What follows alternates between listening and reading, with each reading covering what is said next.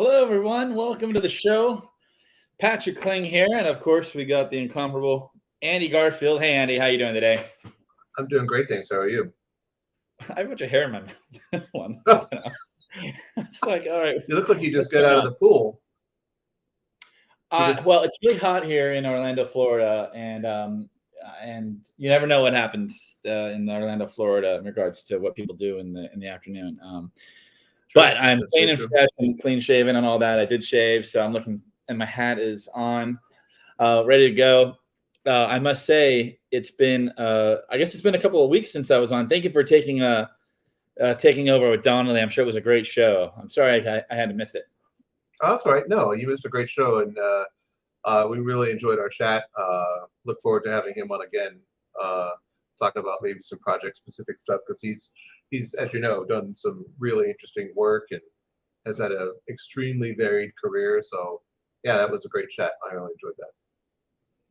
Yeah, no, appreciate you taking the lead on that. And I will say to all of our watchers, viewers, listeners, feel free to check out our podcast, what do they call that? Rebroadcast or other channel. So we did have some feedback from people saying, hey, I'd love to listen to your show in podcast form.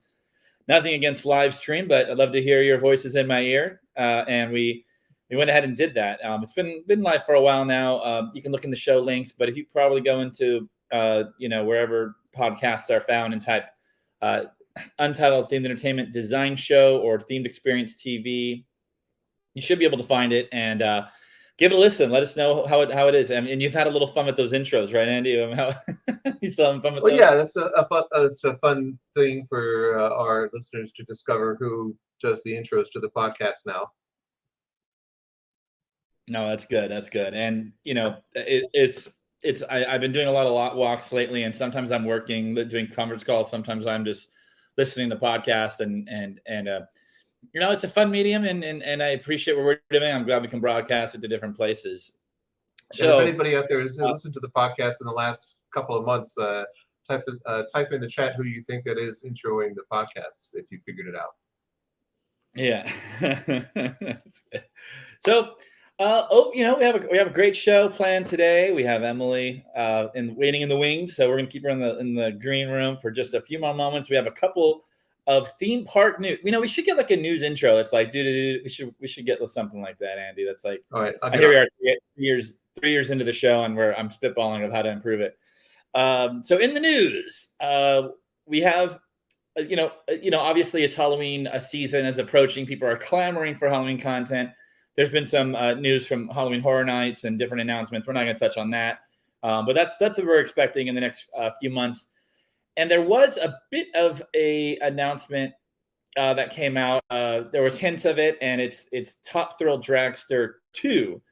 I don't know if it's actually 2.0. Our friends at Zamperla are redoing the roller coaster.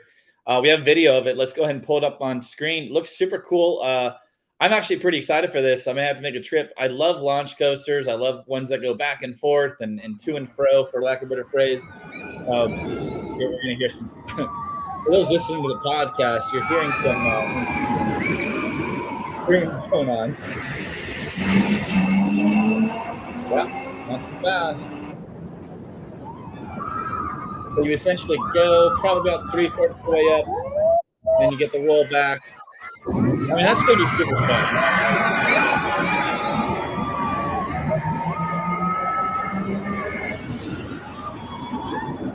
We're just watching you going up, and you fall back down. That's going to be a lot of fun. I did go on the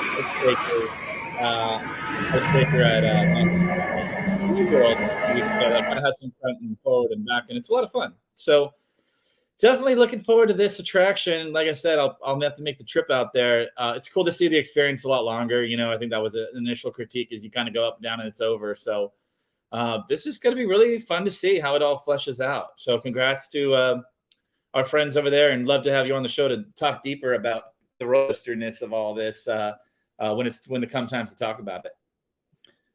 Well, can you believe I've never been to Cedar Point? I've managed to live 49 years, and I've been in the industry for almost exactly half that time, and I've still not been to Cedar Point. Yeah, I mean, it's worth the trip, but maybe we can go live on location and shoot a film, live theme experience TV show on That'd be fun. location. Yeah. Yeah. I was just having a conversation with some friends the other day. It's like I should definitely get out there sooner rather than later before I'm too old to have my body beaten up for Yeah. an entire day. I mean, that is a factor. That is a factor on that front. I mean, some of these like Velocicoaster, I can do like one time, and it's pretty intense. So that is a factor as well. So and then in pirate news, what do we have, Andy? Well, the friends of the show. Hey, Jed, nice to see you. Thanks for watching. Friends of the show, Sally and Alterface and Daniels Woodland have opened a new interactive pirate-themed attraction at Cannery Row here in California, in Monterey, the Monterey Bay. Great for them to have a really cool experience outside of a theme park, which is a really unusual thing.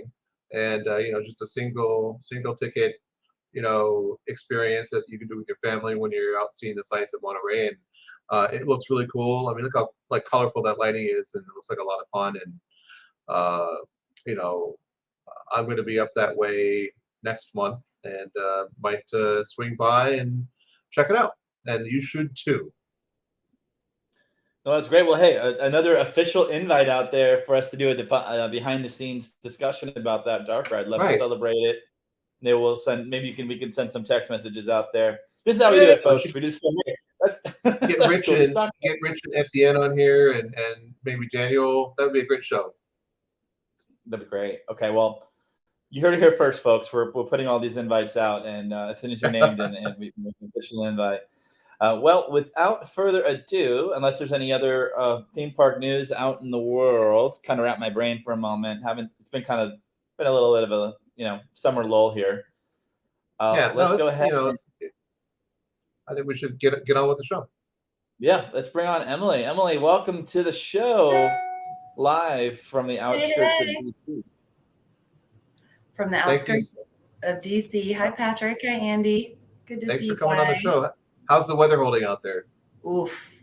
Yeah, it's pitch black outside here in Northern Virginia. Lightning, pouring rain, tornado warning. So, like I told you guys, if anything goes out at any point, I'll try my best to dial back in. But we appreciate you sticking around, and of course, if at any moment it becomes unsafe for you to be in that room, please scurry away and. I'll head to the basement. I'll try to call back in from a basement closet. Way more important than being on the show. Yeah, hunker down. Well, welcome on. Well, we'd love to for you to give a little bit of a brief introduction about you and what you're all about, and what led you to be here in our magical world. Yeah, awesome. We do have a magical world. I'm Emily Popovich. A lot of people say Popovich. It's Popovich, just FYI. Let's see. I don't know what part of the background we want to start with, but yes, I live outside of DC, in Northern Virginia, in a town called Leesburg. I have two beautiful children, wonderful family, a dog named Disney, and I've been in this industry for almost 20 years at this point, and looking forward to chatting about it and telling some stories. Well, that's great. Well, that beautiful. I mean, Disney. I mean, for a dog. I mean, you gotta love that, right? That's fun. Well, it was gonna be Walt, but it's a female dog, so we went in Disney. We call her Diz. But, well, I have a female cat named Charlie, so. Oh, there you go. Well, we know you've been. Oh, sorry. Go ahead. I think I was pretty much done with my intro. I guess other than work stuff. I was with IAPA for over 16 years, which I think most people in this industry are familiar with IAPA. Now with a company called L3DFX. We do scenic design and fabrication. So I'm on the other side of the aisle and having fun with that. And just looking forward to chatting. Yeah. So what did you do for IAPA? Sorry, go ahead, Andy. I was going to say, what did you do for IAPA for 16 years? Yeah, so I started pretty much right out of college. And people are always like, how did you stumble into this industry? I graduated from the University of Virginia with a French degree and an English degree, which are not ideal. I was just good at, I'm good at languages. And so I didn't really think about what the heck I was going to do later in life. And saw that there was an opening with IAPA, had no idea what the whole industry was about, other than that it's always been dear to my heart since I was a little kid. Like, all I wanted to do was go to Disney, to go to the parks. So I applied, and luckily enough, that was in 2005. They needed somebody to come on board to help them with their exhibit sales for the trade shows, and somebody that spoke multiple languages. So that opened the door for me then and there. And I sort of worked my way up throughout 16 years. When I resigned a couple of years ago, my title was Director of Global Sponsorships and Advertising. So I worked very closely with a lot of the manufacturers and suppliers in the industry, just to make sure that their investments were on point, that, they were guided throughout the show, because most people know that IAPA world it can be overwhelming, and the shows are big, but at the end of the day, it's kind of a small group of family, and, very relationship focused. And it's always just been a dream to guide my clients and friends throughout that process and make sure that they're going to the right things and investing in the right things and bringing them success as much as I could. So you must know everybody. Is that the case, that like almost everybody in the industry? I know a lot of people in the industry, and Andy had said, "Oh, just talk about yourself this hour." And I told him, I don't love talking about myself. I like talking about others and asking questions, and I aim to be a very humble person. But yeah, it's true. I do know a lot of people in the industry, and it's the best industry in all the world. I've actually tried to, funny story, I think I quit IAPA 2 or 3 times, like during our family's moves. My husband is with the State Department, and so we're sort of a odd, not military, but sort of military family. We've moved and moved and moved, and yeah, I've quit. I think it was 3 times. Quit 3 times, and I just get sucked back in, as so many do, within this industry, and I can't envision myself anywhere else. So I'd love to, you mentioned you had the family. I believe we have images of your wonderful family. Maybe we could put those up, and you can talk us through, give a nice shout out to the family unit here. So those are my girls, and Lauren Wood Weaver with Sally Dark Rides, one of my dear friends. This was actually at the Sally, warehouse and offices in Jacksonville, Florida, right after my family and I got off a cruise, and Lauren invited us over to see the shop, and we just had an absolute blast. But yeah, our 2 daughters have grown up in this industry as well. They've been to many, many IAPA shows in the States and Europe. We lived in Europe for some time, and know a lot of folks. They've called Lauren before, and other people. I'm like, who's talking? I can hear somebody talking to my kids on the phone, and it's Lauren or Chloe. Chloe Hausfeld, Chloe James, with JRA. It's a very family oriented industry. And it's been such a blessing to have my children grow up in this world, which, you don't even think about it when you're little. Like, this is a real job. There are real jobs within this world that allow us to be creative and to connect. And it's a very lucrative industry. And it's a serious business, but it's also just so much fun, and it's hard to imagine that when you're little. So I'm glad to have been able to share that with my family. Yeah, they're really lucky. Yeah. There you go. Yeah, that was my oldest daughter. She's now 13. She just turned 13. That was her first IAPA trade show, and I think she was just a few months old, and I was still nursing her. And my husband Andrew came to the show, and I would take a break. We're working from like 6 a.m. till midnight pretty much, but he would bring her by a few times a day in the Orange County Convention Center so I could nurse her, and then back to the Hilton next to the center. It was pretty special. I'm sure she does not remember that, but I still have that badge. Oh, and that's cute. Well, and I think we do have a couple more images of you at IAPA. Maybe we could talk us through some more of your experiences there. Oh yeah, I mean, so many after 16 years, even folks that were with IAPA for, a year or two will have a billion stories. But I've been all over the world with my colleagues on staff, as well as, the suppliers in the industry with park owners and whatnot. So there's almost too many stories to tell, but I do have a few favorites. Yeah. Few favorite memories. I think we have a couple of photos, one of which was just unbelievable, was meeting Marty Sklar and Bob Gurr, the original Disney Imagineers who worked with Walt Disney himself. And Marty has since passed. I think he passed in 2017, but I met them during an IAPA event. And I think we were, oh yeah, there's the photo. We were at, I think we were in the Hagrid's part of Universal there. Yeah, And looks I like don't think at the time I was like so in the zone of like just work mode throughout the week. So I'm just focusing on what needs to be done. Is everyone happy?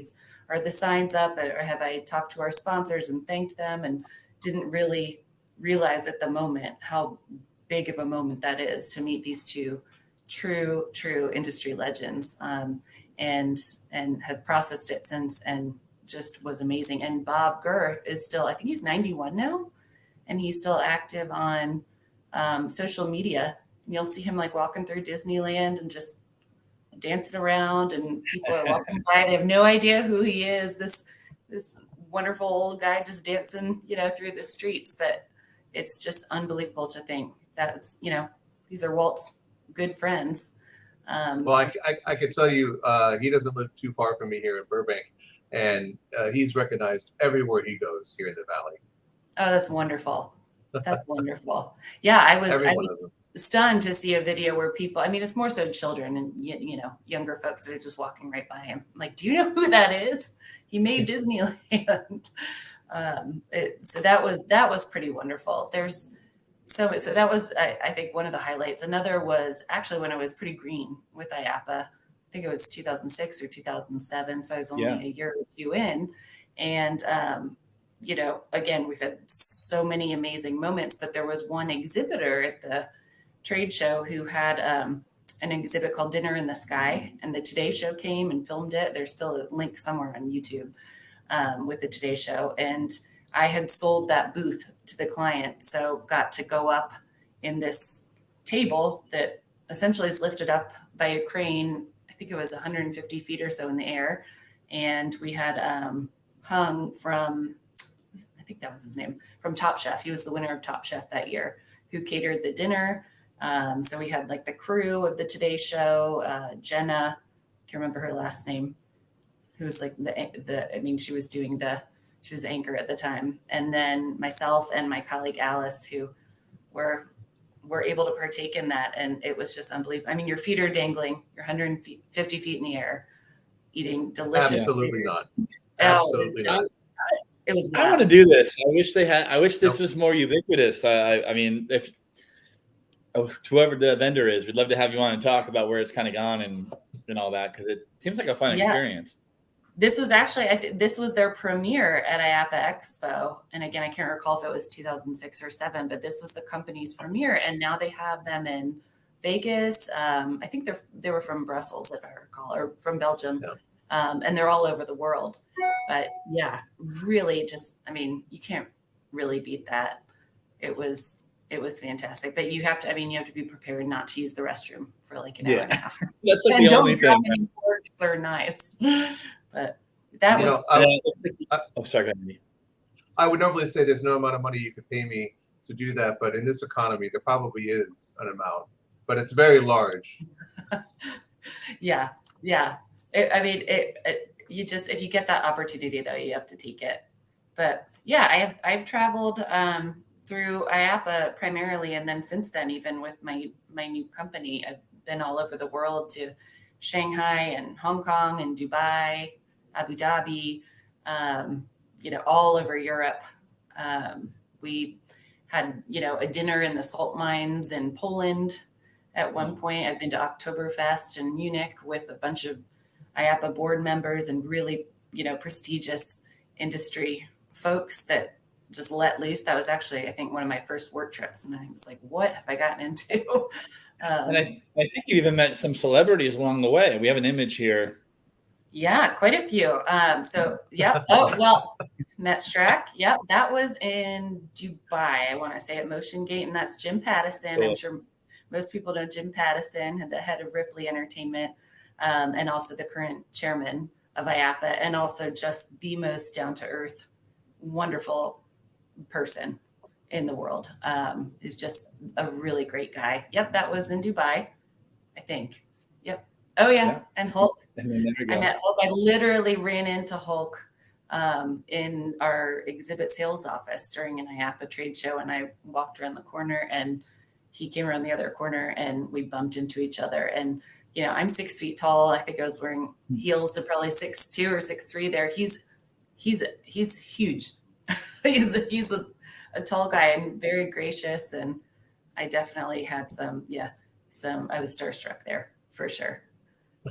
It was pretty cool. Oh yeah, another tall guy, Shaq. Yep. That was at one of the shows. So Shaq was actually there to promote, I believe it was one of the restaurants that he was working on with a cruise line. And the president of the cruise line was there as one of the keynote speakers for, I think it was the GM and Owners Breakfast that year. And he was the nicest guy. And again, I don't even know what I said. I think I blacked out there when I met him. But yeah, he was awesome. Yeah. And looks like you made some friends along the way as well. These are just some industry friendly faces. So Jakob Wall there with a lei around his neck. This was at one IAPA event at a water park, and I can't recall off the top of my head which one because we've been to so many.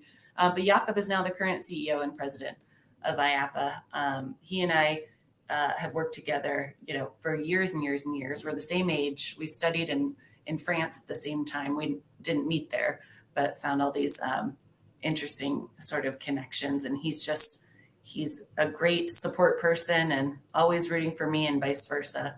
And he's doing a great job as the new CEO and president. Yeah, that was a fun event.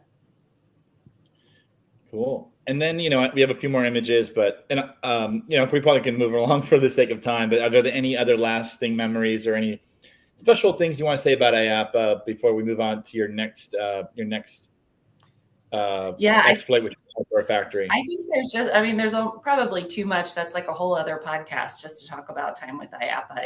It's an amazing association that serves to connect the industry and does a really, really great job at it. And it was a joy to be there, a joy to work for the association, to travel the world and do what I do best, which again, humbly is connecting people and listening and making sure that everyone's good. Investments are good. Like, let's just make the most of our experience. If we're going halfway across the world and leaving our families behind or bringing them with us, let's make sure that this is valuable to our time. So I think there's too many stories to tell. But yeah, we could move on, I guess, from that chapter.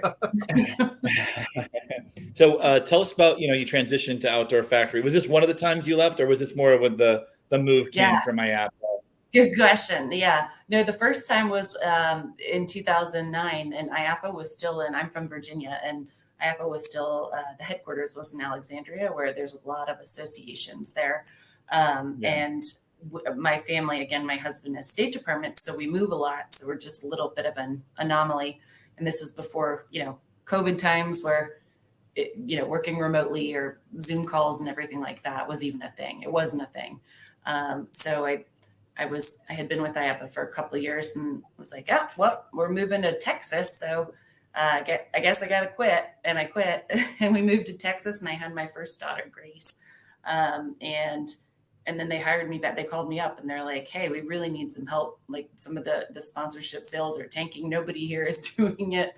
Can you work part-time as a contractor? I was like, absolutely. I was pregnant at the time, but I was like, yeah, pregnant, and I'm going to have a newborn. This is perfect. So I did that for several years. And then we moved to Florida, which was perfect for our industry. I had my second daughter, Laura, in Florida, right outside of Orlando. And then we moved abroad to Denmark. I think that's the other time I quit, because it's like, what the heck am I going to do with these two little kids? And, I can't give anyone my time. But then IAPA hired me back on for their Europe office. So somehow it's always sort of worked out. And it's truly been a family through and through for me, away from my actual family. But yeah, in 2000, sort of long-winded, but in 2021, this is after COVID. This is, when the industry was picking back up fast and furious, and there were so many positions looking to be filled. And I just saw that there's all these opportunities. I had been with IAPA for 16 plus years and sort of doing the same thing, which I was very comfortable with, but my brain was just fried, as I think most people have experienced coming out of COVID. So I just put out some feelers, actually at Expo in November 2021, and fortunately had several offers come in, which was wonderful. And the one that was most exciting to me was a company that I worked with through sponsorships and exhibits and advertising and whatnot, called Outdoor Factory, based in Istanbul. And they basically said, hey, we want to expand to the States. We need an American. We need a really well-connected American in this industry. There's no one better for this. So can you take this and run with it? Which was probably the scariest offer that I had, because there was not really any rules about it, or it wasn't really even defined, this role. But the most exciting, because it would allow me to do what I do best and bring in leads and connect folks and travel and be there for them and guide them in breaking into that, that part of the industry. So yeah, I took the job with Outdoor Factory in 2021. It's really amazing, wonderful company. And they threw me into it. I think we actually have a pic. Oh yeah, you guys have it up. They threw me in. That was week 1 on the job. They said, hey, by the way, you're speaking at an event, or you're speaking at a seminar in Istanbul. And it's also, by the way, it's all in Turkish. It's like, well, that's interesting. Can I at least have a translator? Because I don't, I only know the basics and then some bad words. So fortunately, yes, they had a translator there for me, and it was a great panel. So Tolga, they're one of my colleagues with the same company, and then Charette from Poland, who's one of my closest friends, was there, which was great because I was pretty nervous on week 1. Had no idea what we were even talking about. And then we just took off from there. I think I actually started a list on my phone. I was traveling with my Turkish colleagues for 20 trips, I want to say, within just 5 or 6 months last year. It was a lot. I mean, it was very fruitful, very fun. That was in the Istanbul headquarters office. But it was a lot. That's hard, that's hard as a mom, as a wife, also super fun. But when you get back home and you have to do the real day-to-day stuff, that's, it's tricky. You have to balance it. So I was pretty tired last year. That's it. Oh yeah. I took the guys to Bakken. That's the world's oldest amusement park, just outside of Copenhagen, where my family and I used to live for 3 years. It's a beautiful park in the middle of a forest with deer all around. It's very, very unique. Yeah. And and that was at Groneland in Sweden, which it also just gorgeous old. I think that's the oldest park in Sweden. So we had some great opportunities to travel, and for me to introduce the Turkish team to all these new folks. And then we partnered with a US company, L3DFX, which I guess was around last fall. So just a few months in, which made so much more sense for me to transition to that team, being an American, being here in America, being able to, speak more easily with the same time zone and everything with my current company. And just made sense to sort of, it was almost like a football, trade, trading me over to the L3D team. And it's been really, really wonderful with the L3DFX team. I'm looking forward actually to talking more about them. let's do it. That was a perfect segue. So let's tell us more about the company you work at now, and what they're all about. We have some cool slides that I'm kind of seeing in the background that we could probably bring up. Like, please, Dot, the table is yours. Sure. Cool. So L3D, it was interesting because when the outdoor factory team said, hey, we're considering, partnering with this US company, so we have local fabrication and design capabilities. I was like, wait, I don't know them. And for me, that's unusual because, just being with IAPA and any of the current staff who does like the exhibit sales or sponsorships can probably tell you it's a weird thing that you sort of you retain that information of different manufacturers and suppliers and the contacts there, even over thousands of companies. So I was like, who is this one? I didn't know them. And they've been sort of behind the scenes with some major industry partners that we work with. And since transitioning over to their side, it's been so amazing to learn from this really talented team. But yes, it's a scenic design and fabrication company based in Chicago, just outside of Chicago in Bolingbrook, Illinois. Again, I'm here in DC. I'm the one remote person, like the weirdo I am that's always been the remote person. But it's a really talented team of 45 plus folks, I want to say now, and a full 55,000 square foot shop there. So we do design, we create, we have fiberglass, full capabilities to fabricate and work with fiberglass and molds and casts and CNC machining and wire cutting and painting and welding and 3D printing and molding and all the things. And then we do installs for those clients that need that as well. So it's been really cool to learn from this team that I'm working with of really talented individuals. And I have to say, the president and founder who started the company, Paul Season, and I don't know if he's listening right now, but has been one of the best guides I've had through all my years in the industry, just sort of, knowing exactly what everyone's sweet spot is, how to encourage folks, how to give them the freedom to do what they do best and let them run with it. And is just always there if we need to bounce anything off of him. And also the leadership team, including myself, is largely women, which is wonderful and unusual in this industry. So that's been really great. And they've had huge clients. I brought in many more this past year, and I don't know how much I can talk about different projects that are happening, but they've worked again sort of under the radar through other industry partners like NASL and Storyland Studios, who I'm sure a lot of folks listening are familiar with, and Animax and whatnot.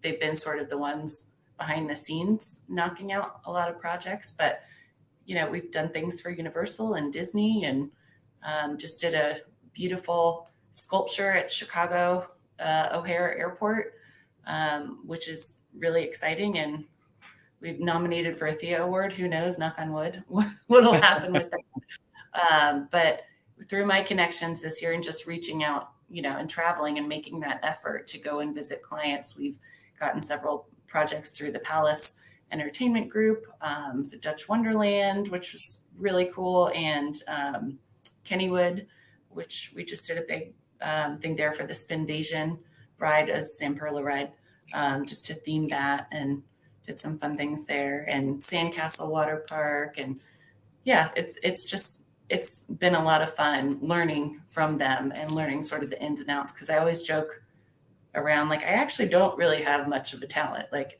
my talent is connecting people and making friends with folks, and making people generally, hopefully, feel comfortable.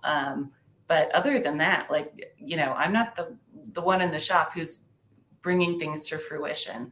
And this team is just so amazing with their skills back in Chicago, actually knocking stuff out and doing it beautifully. And so it's sort of the best of both worlds. Like, I get to do what I do best, and they're doing what they do best. It's been really fun. Well, being a connector is an exceptional talent, and just as important as being a sculptor or a writer or artist or anything like that, because nothing happens if you can't get connected to the right people. Yeah. And it's amazing. I mean, this team of 45, and there were more before, from what I understand, I wasn't with them at the time, but before COVID. And obviously, during COVID, a lot of industry suppliers, just had to suck it up. Some went under, some partnered with others. But they were able to survive and had to sort of, trim down the team as best they could, but we're building it back up again. And have had a really, really good year, and looking forward to sharing more. Again, I don't even know what I'm allowed to share with some of the clients. I probably won't say much, but there's a lot coming out. So yeah, we're excited.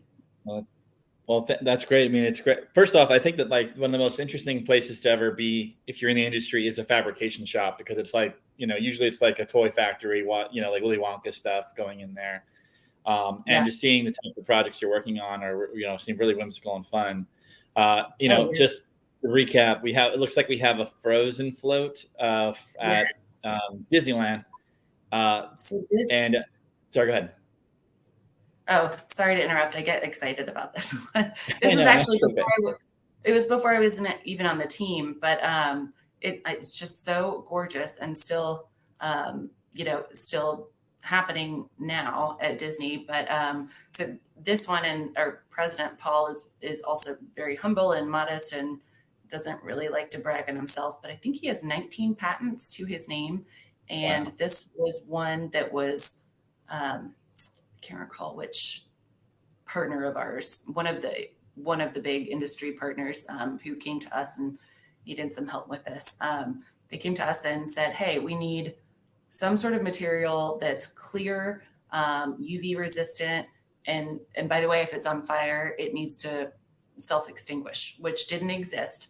So Paul created this, patented it, created this material and brought it to life. And it is just so gorgeous. And we're excited to be doing some more things with, them and other big industry names soon. But that was one of the things when I switched over to the L3DFX team, just, it's like, oh, this is going to be fun. This is going to be a lot of fun. Such talent there. Yeah. Well, and it's interesting. I think that maybe some people who may not touch on fabrication don't realize that how much everything intertwines. And so while, yes, maybe that company is a quote unquote competitor, but there's so much cross-pollination that has to happen based on different skill sets that are there. So it's interesting to see that story, right? It's cool. Absolutely. Yeah, that was actually one of the first questions when I crossed over to the aisle, because I always say, like with IAPA or with the TEA, for example, like you're sort of Switzerland, you're dealing with, the park owners and operators and general managers and whatnot, but you also know all these manufacturers and suppliers, but there's no, you're Switzerland, you're in the middle. And then crossing over to the other side, I remember very humbly reaching out to my close friend, Chloe, James or Hausfeld at JRA. And I said, by the way, how does this work? Are we competitors? How does this work? And she said, yes, but no, there's so much work happening since COVID. And there's so many partnerships that it's really actually rare within the fabrication side and the design side to have true competition. Now, I don't know about, ride manufacturers, for example, Zamperla versus B&M or SNS or Premier. Maybe that's more of a one-on-one, sort of through and through competition. But in what we do with theming and scenic, there seems to be a little bit of room for everyone in the sandbox, which is really cool. And I had no idea about how any of that worked. Oh, that's great. Well, kind of moving on to the next thoughts we have is, you get into this position. Looks like you were a little familiar with them because you came from Outdoor Factory. But are there any unexpected challenges you've faced so far with your new role that you'd like to share with us?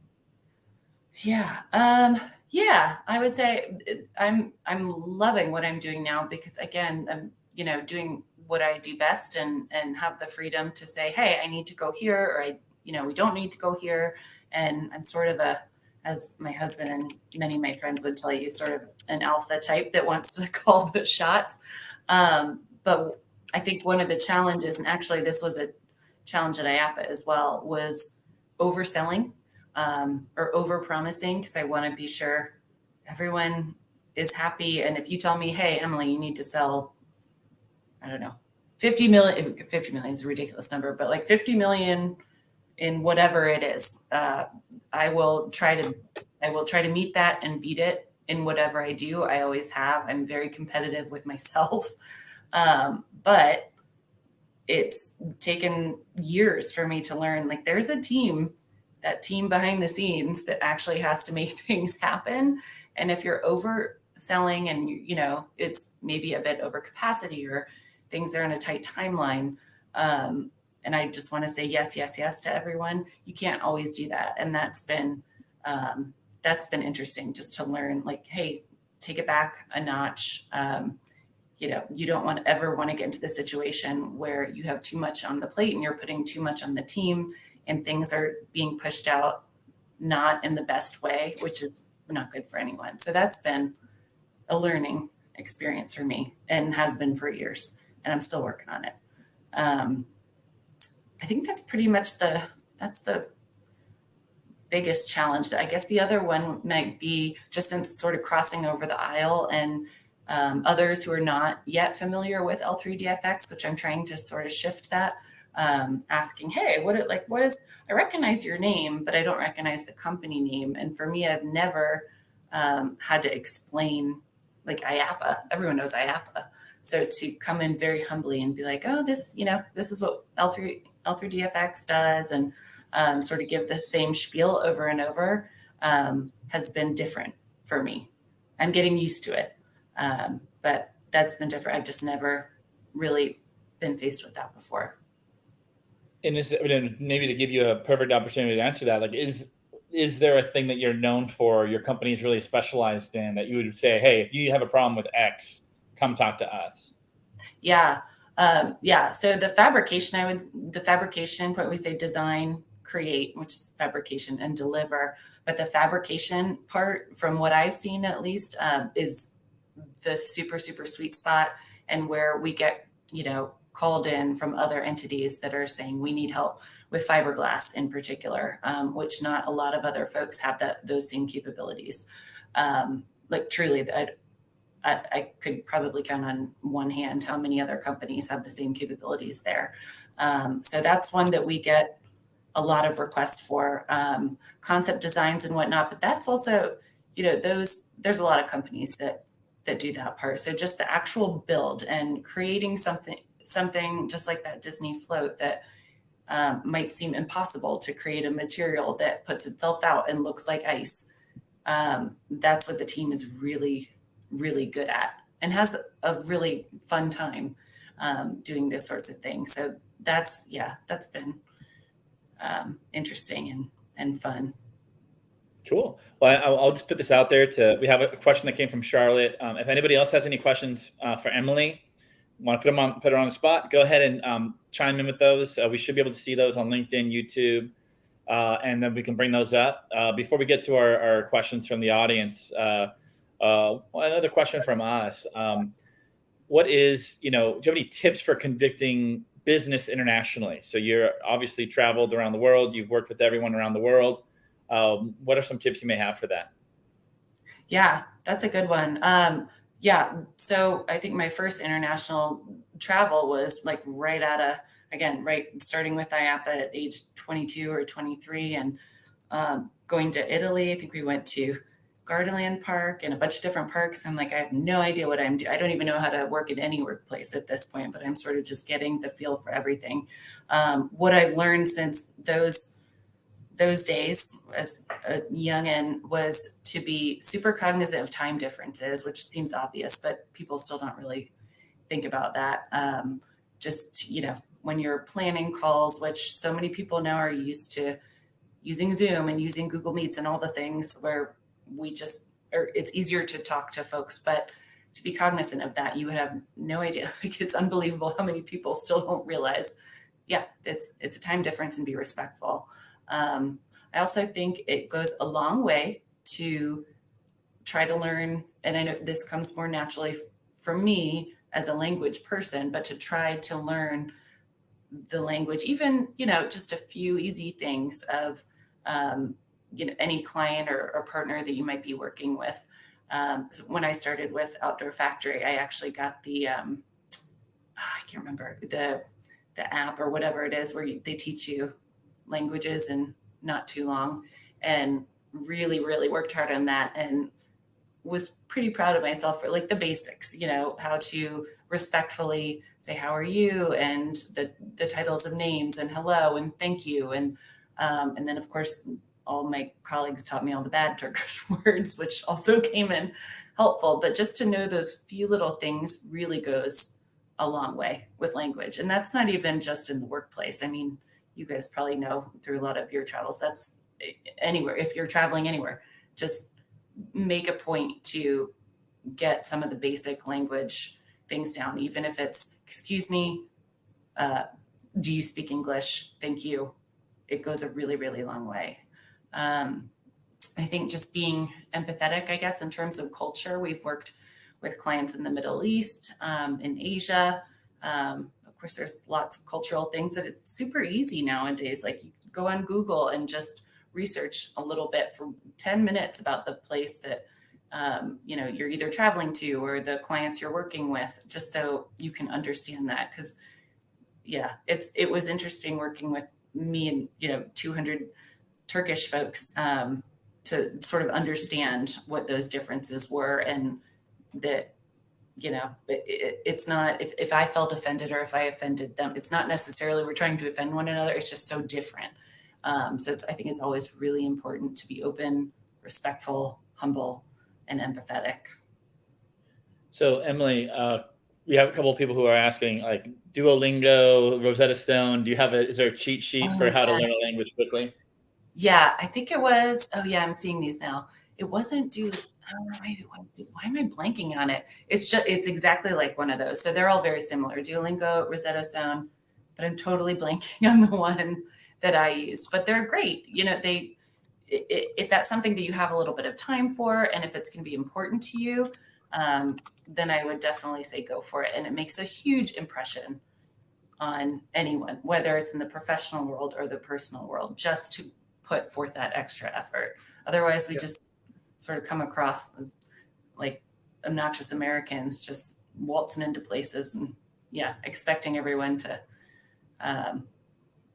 speak the same language as we do. And it's just annoying. And I think we lived in Copenhagen for 3 years for my husband's job. And that was another good learning experience, and just being open to different things. Cool. Well, we're going to ask internationally. Sorry, go ahead.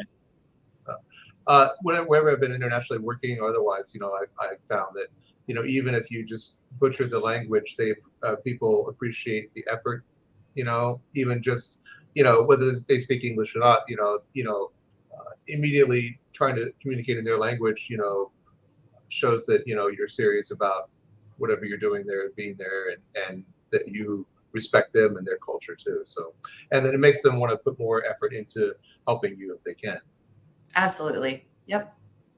Emily, so me and Andy are just going to say a couple words, but can you look in the chat real quick? We're asking you a question, and while you look at that, we wanted to just say we appreciate everyone watching. Please make sure you like, follow, subscribe to our LinkedIn channel.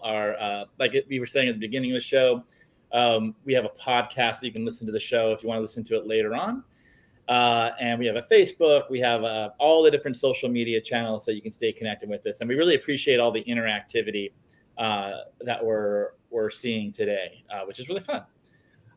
So presuming, Emily, you've had time to look at that question, we're going to talk to Charlotte's question up here, which is a really great question. And it's actually one that we really like to touch on, especially with our industry veterans. And I'm trying to find it now. Charlie, can you pull up the, you have, Emily, this is from Charlotte Van Etten. Hopefully I didn't mess that name up too bad.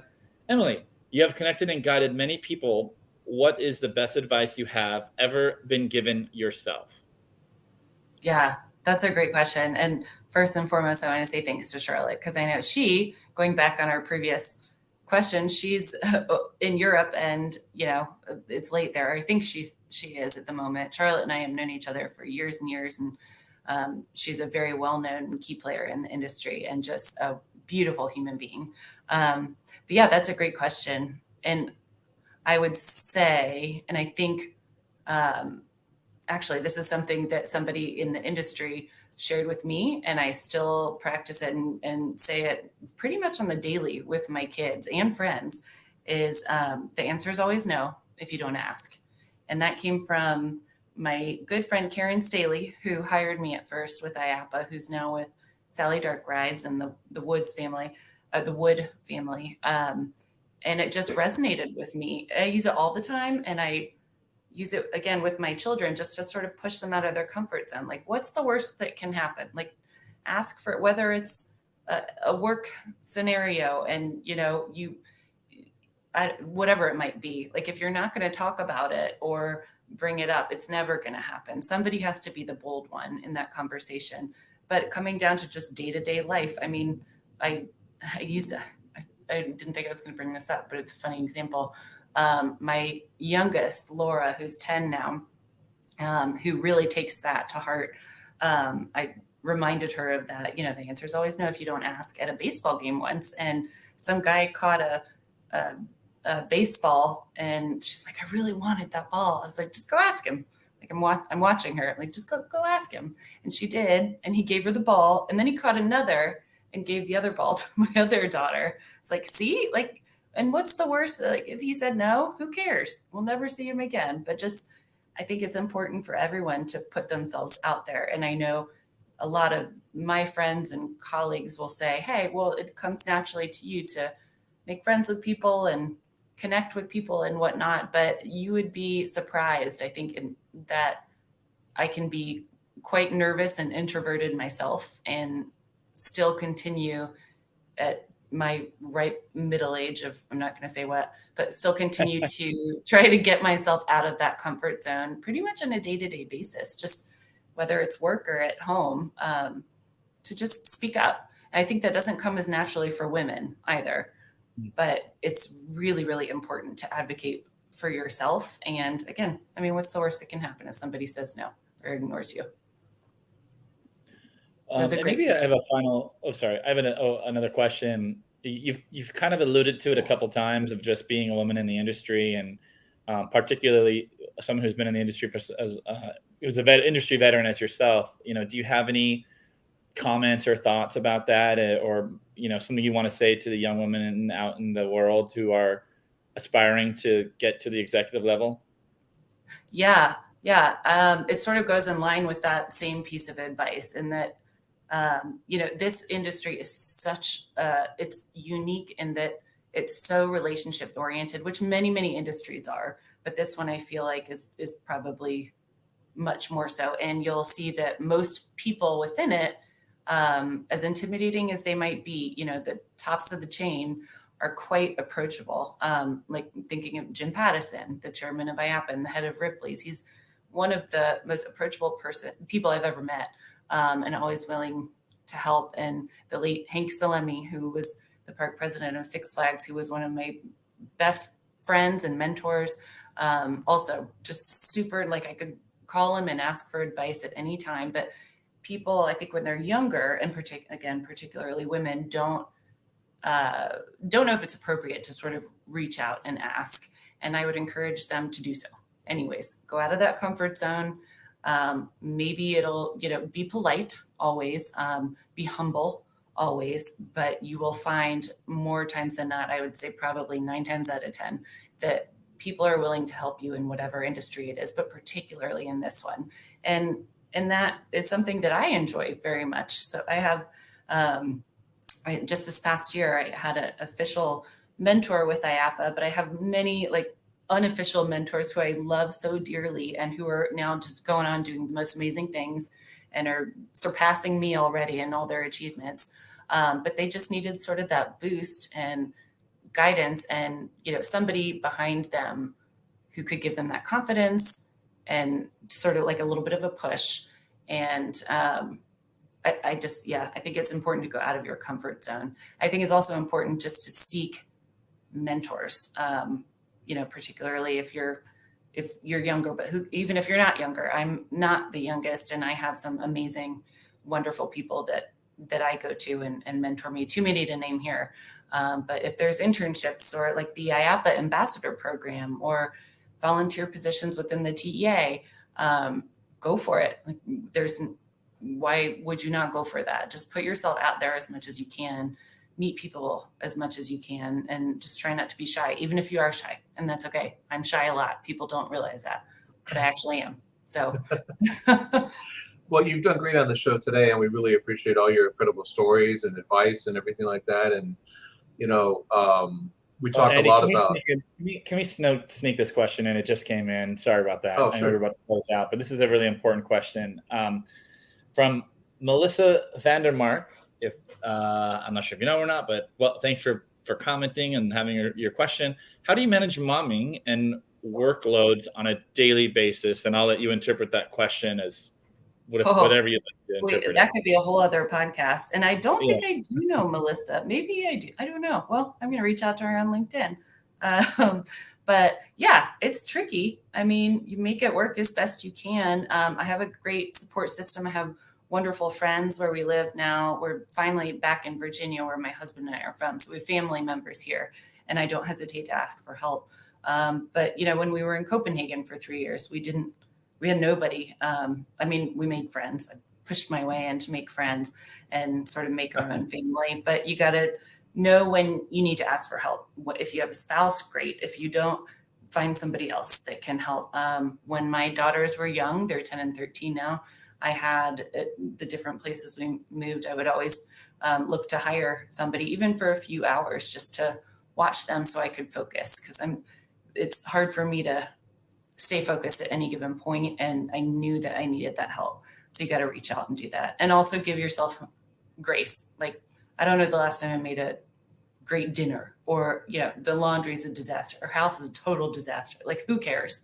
I think you have to prioritize what's important to you, and not, if you're wanting to do well and focus on your career, it's okay to sort of let some other things go. It doesn't mean you're a bad mom. It doesn't mean you're a bad wife or partner. Just give yourself some grace. And I heard once there was like 5 things that are important to most humans, and you can only have 3 at a time. And I always forget the 5th thing. But it's like family, friends, work, fitness, and I think religion, or philanthropy. And I try to sort of do all those 5 things, but when I do, I'm very, very overwhelmed. So usually for me, it's friends, family, and work, which just comes naturally. And if I can squeeze in the other stuff, I do. But my mother-in-law is going to kill me for saying that, because she's been really the religion part. But I do pray. That's like the industry axiom, fast, cheap, and good. Pick 2. Yeah, my wife is constantly sending me like mommy reels and Instagram things, and there was one with Oprah Winfrey and Michelle Obama, and she said, you can have it all, you just can't have it all at the same time. So that's kind of another thing to think about. But I think you can. I think you can. It might not be perfect, and it's going to be different for everyone. Like, nobody's home needs to be perfect, or work life, or marriage, or children. There's lots of times my kids just melt their brains off on iPads while I'm trying to get work done.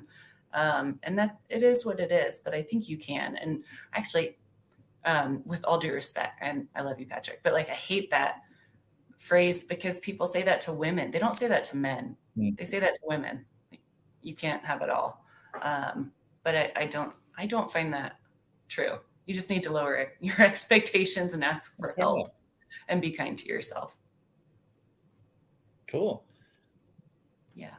Also, I see in the chat, somebody said Babbel for the language app. That was the correct one. That's the one I could not forget about. Thank you, Robbie.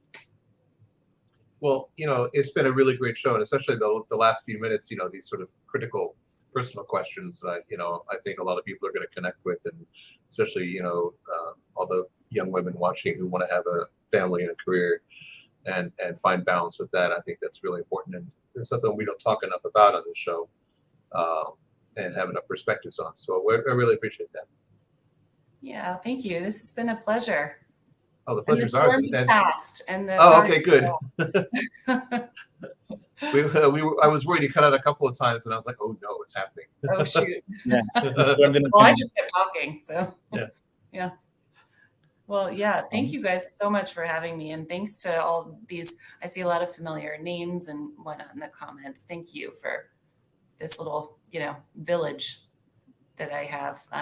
And yeah, it's a great group of people in our industry and around. So yeah, this has been really fun. Well, I look forward to meeting you in person at IAPA this year. Yes, I will be there. I'll be there. Awesome. And in Vienna next month as well. Oh, well. At the Europe show. Yeah.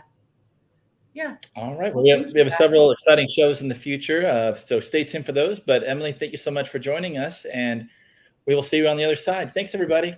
Awesome. And always, as thanks to Charlie and CJ for producing the show.